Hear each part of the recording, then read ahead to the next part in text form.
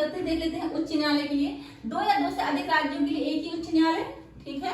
संसद विधि द्वारा 2 या 2 से अधिक राज्यों के लिए या संघ शासित प्रदेशों के लिए एक उच्च न्यायालय गठित कर सकती है, ठीक है।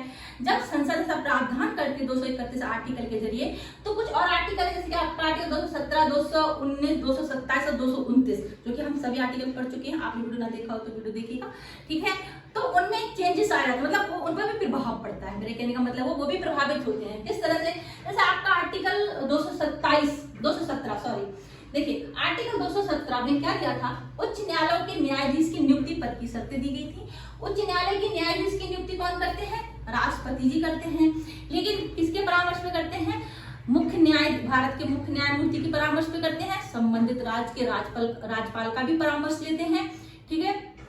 संबंधित राज्य के राज्यपाल का परामर्श लेंगे और नियुक्त होने वाला व्यक्ति जिसकी नियुक्ति हो रही वो व्यक्ति मुख्य न्यायमूर्ति नहीं उच्च न्यायालय का, तो तब उच्च न्यायालय के मुख्य न्यायमूर्ति का भी परामर्श लेते हैं, ठीक है। और आर्टिकल 217 में हमने आगे क्या देखा था, एज देखी थी, 62 साल तक रहते हैं, ठीक है। पद की अवधि वगैरह और योग्यताएं देखी थी, ठीक है। मतलब 10 साल का एक्सपीरियंस अगर किसी ने अधिवक्ता के रूप में रहे हों, ठीक है, या फिर उन्होंने जज के रूप में रहे हों, 10 साल का एक्सपीरियंस हो तो वो मतलब उच्च न्यायालय के न्यायाधीश के रूप में उनको नियुक्त करते हैं। और हमने देखा था इस्तीफा वगैरह दे सकते हैं, ठीक है। राष्ट्रपति को संबोधित इस्तीफा दे सकता है कोई भी न्यायाधीश। पद से कैसे हटाए जाते हैं? महाभियोग द्वारा हटाए जाते हैं। जिस रीति से सर्वोच्च न्यायालय के न्यायाधीश को हटाते हैं उसी रीति से उच्च न्यायालय के न्यायाधीश को हटाते हैं। 124 के खंड 4 में महाभियोग प्रक्रिया दी है, ठीक है, उसके आधार पर हटाए जाते हैं। ट्रांसफर देखा था हमने, एक न्यायालय से एक उच्च न्यायालय से दूसरे उच्च न्यायालय में न्यायाधीश का ट्रांसफर था, ठीक है, जिसमें हमको जिसमें ट्रांसफर भत्ता भी देखा था हमने, मिलता है उनको। अगर कुछ उम्र का विवाद रहता है तो राष्ट्रपति के समक्ष ऐसा मामला जाता है, उनका निर्णय अंतिम निर्णय माना जाता है। लेकिन आर्टिकल 217 आर्टिकल 231 से रिलेट कैसे होता है, क्या चेंजेस है?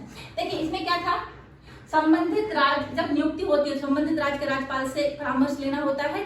अब आर्टिकल 231 का क्लॉज सेकंड का क्लॉज 1 देखिए क्या लिखा है, अनुच्छेद 217 में उस राज्य के राज्यपाल का निर्देश का अर्थ ये लगाया जाएगा कि वह उन सभी राज्यों के राज्यपाल के प्रति निर्देश हैं जिनके संबंध में वह उच्च न्यायालय अधिकार का प्रयोग करता है, ठीक है। उन सभी राज्यों के राज्यपाल के प्रति निर्देश माने जाएंगे, ठीक है।